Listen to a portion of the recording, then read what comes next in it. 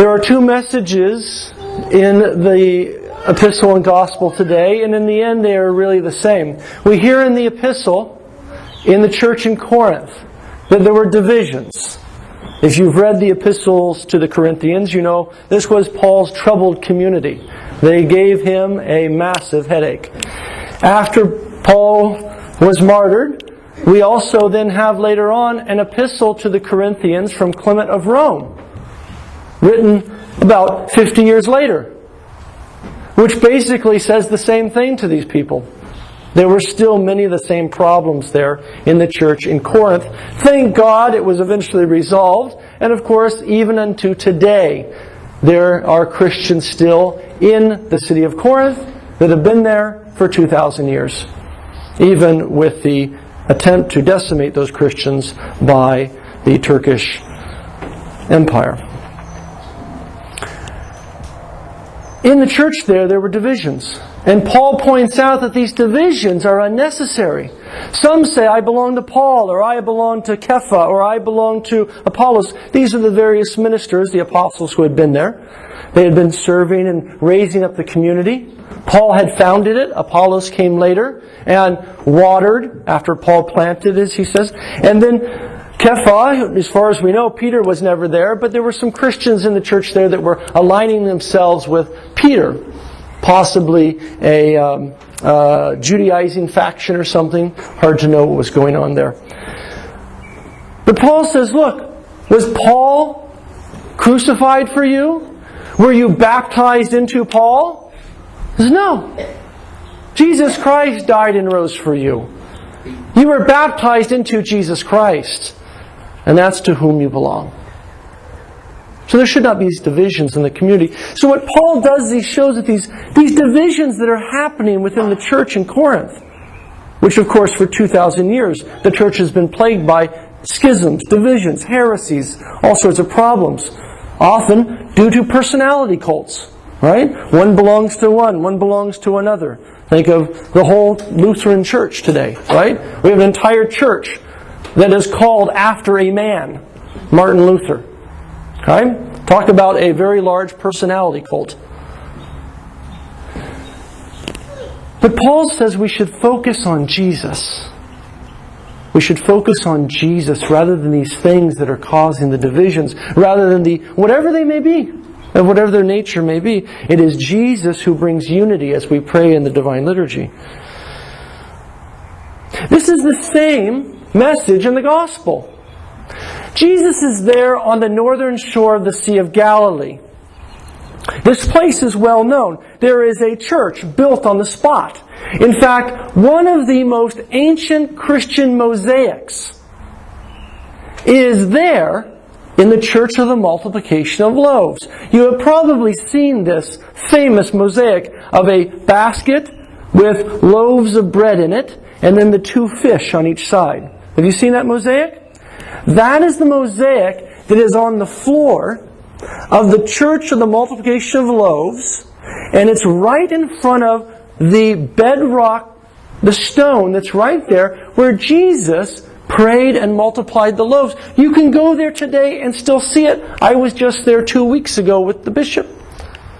There we prayed for St. Elias and for the eparchy, and there we broke bread and sang the hymns and remember what Jesus had done on that spot. You may also know tragically that the church has always been persecuted from the first century until today. And just about 2 years ago, Jewish terrorists spray painted that entire church with Hebrew blasphemy and then tried to burn the place down. One of our most ancient Christian churches. Thank God it only burned down the gift shop and the exterior, and they got the spray paint off the walls eventually. You hear about Islamic terrorists. There are also Israeli terrorists. And who are the victims? Over and over again, the Christians that you don't hear about in the Holy Land. Those Christians that have been there for 2,000 years fighting these persecutions. In the reading today from the Gospel, we heard about how Jesus had gathered a large crowd to Him. And it was a lonely place. It was evening. It was starting to get late. It is a lonely place today. There's nothing there except a little church. Stone church. It is at least, maybe 3 or 4 miles around the shore to get to Gennesaret, which was a village at that time. And then down to Magdala, another mile or 2. And then the other way from this spot to Capernaum, again about 2 miles. Think of a man with his wife and kids sitting there listening to Jesus all day long. There's nothing out there. There's no cities and villages to buy some food. And so the disciples say to Jesus, as it's getting late, hey, send the crowds away. Okay, there's been enough preaching for now, Jesus. Send the crowds away that they may go fulfill their needs. Let them go to the villages. Right? It's going to take them about an hour to walk to one of the nearby villages and get some food, find some lodging, and they'll be back after breakfast, Jesus. Let them go get the things they need. And Jesus says to the disciples, there is no need to send them away. You give them what they need. You give them the food they need. They look around at each other. Where are we to get food? How could we give them something that they need? They need food. They need shelter. And Jesus says, you give them the food. So as they wonder how this is going to be, they say to Jesus, what shall we do with them? And he says, do you have any food? And they said, well, we have a couple loaves of bread and some fish, but what is that for so many? A crowd of 5,000 men plus women and children. Okay, so we're in the range of maybe 15,000 people out there in the middle of nowhere. So, Jesus says, bring me the bread. Now this miracle happens at the end of Jesus' Galilean ministry. Jesus has been preaching and teaching in that very spot from Gennesaret all the way across the northern shore to Capernaum for 3 years. He has been teaching. He has been healing. They have been receiving all they need, but they haven't perceived it. And so Jesus, at the end of His Galilean ministry, before He leaves Galilee, this is the end.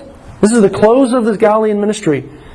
He multiplies for them bread. And with the bread that He gives to the disciples, who then give it to the crowds, of course, they are filled. And you can see the imagery of the numbers as the commentators have pointed out.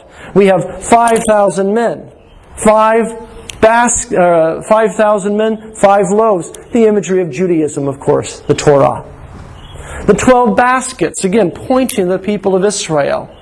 Even the Greek word there, kophinos, was the type of basket the Jews would have used in that region. The imagery is pointing to the fact that Jesus has given them everything they needed. And yet there were 12 baskets left over. And this is why Jesus then gets into the boat with His disciples after the storm. They go to the town of Gennesaret, and He heads off to Lebanon. He goes to Lebanon, into Gentile territory. And when He's in Lebanon, you know the story of the Syrophoenician woman or the Canaanite woman. It's a local Lebanese lady. Okay, the Gospels describe her in different ways. And you know about the bread that was left over, right? She asked the question, heal my daughter. She says, even the children, even the dogs eat the crumbs that are left over from the master's table. Right? Think of those 12 baskets. And so then Jesus gives her what she needs. And then returns to the other side of the Sea of Galilee, Gentile land, where He'd cast out those demons and the swine had gone into the lake. And there among the Gentiles, He multiplies now loaves again for the Gentiles. This is all in preparation for what we're going to talk about next week, and that is the transfiguration of Jesus, which comes as the hinge between the Galilean ministry and His trip to Jerusalem. More on that next week, but I want you to note what has happened in this story. Jesus has provided for His disciples and for those everything they needed. everything they needed. Even the disciples thought, maybe they need to leave Jesus and go into the village, take a break, go get the things they need and come back. And Jesus says, no, there is no need to send them away. They have everything they need right here. Not only the spiritual goods, but the material goods. He'll even feed them. Why is this? Because Jesus is the bread of life. Jesus is the bread of life. And He shows us that He will give all that we need. Bread of life, the food of life. Remember, Moses had said that in the book of Deuteronomy, God fed you with manna in the wilderness so that you would know that man does not live by bread alone, the stuff the disciples were interested in going to get in the villages, but by every word that proceeds from the mouth of God. That is Jesus. That is Moses talking thousands of years later about the coming of Christ, who is the bread of life for us all. And so we find a very important message here that is the same message in the epistle. Jesus. Are we focused on Jesus in our life? Is Jesus the center of our life? Is our faith in Him the center of our life? Or rather, is our religion something we put on with our Sunday best? Is our faith in Jesus, our relationship with Jesus, is it part of our Sunday clothing? Right? Sunday rolls around and we put on our Sunday best, we put on our nice clothes, we put on our Christian hat, and we go to church. And then when the service is over, making sure it doesn't last too long, we then head back home, take off our Christian outfit, and return to the world. Return to Capernaum. Return to Gennesaret. When we have everything we need right here. That is, in Jesus and in our faith. We often leave the church on Sunday. We often leave our Sunday worship and go back to Capernaum and Gennesaret, seeking bread, seeking shelter, seeking the things of this world. When Jesus has said, everything we need is right here. I don't mean in this building, but I mean what we are doing right now. That is worshiping Jesus. Having a relationship with Jesus. Is Jesus the center of your day on Monday the way He is on Sunday? Is your faith central on Monday as it is on Sunday? Do we spend our life on the shore, even in a lonely place, with Jesus? Or do we spend our life back and forth between the shore with Jesus and Capernaum and Gennesaret? Do we spend our life preparing for eternity? Our days here are very short.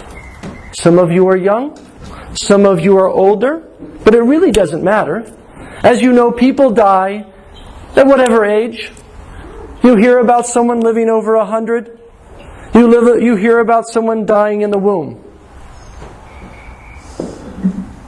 Our life here on earth is very short compared to eternity. It's like a little candle in the wind that can be blown out like that. The psalmist says that we are like flowers of the field.